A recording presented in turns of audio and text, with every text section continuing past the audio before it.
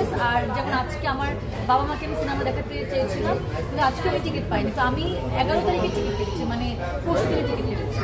তো এটা খুবই ভালো লাগার। আমি চাই এমনই হোক, যেন টিকিটটা না পাই সমস্যা নেই, বাট মানুষ দেখুন। আমরা দেখেছি আপনার একটা গান রিলিজ হয়েছে আমার অনেক ভালো একজন বন্ধু, তো ওই জায়গা থেকে কাজ করতে আমাদের কোনো প্রবলেম হয়নি। আমরা একই সাথে একদম 2-3 বছর আগে ফিকশনে কাজ করেছি, গত বছরের আগের বছর একটা ফিকশনে কাজ করেছি। তো আমাদের কাজের এক্সপিরিয়েন্স আছে একসাথে, বাট বড় স্ক্রিনে এই প্রথম। কিন্তু যেহেতু অনেক প্রফেশনাল, আমিও প্রফেশনাল, তো ওই জায়গা থেকে আমাদের কেমিস্ট্রিও মানে দেখতে ভালো লেগেছে, মানুষ প্রশংসা করেছে। আরেকটা কথা আমি বলতে চাই, আমাদের উৎসব ছবিটা আপনারা সবাই এসে দেখুন, পরিবার সহ এসে দেখুন।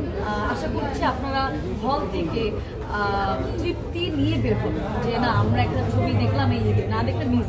মানে আমি মনে করি তাণ্ডব, ইনসাফ, টগর বলি বা নীলচক্র, এসব মার্ডার যত ছবি আছে না কেন, তার পাশাপাশি উৎসবটাও দেখুন। Thank you.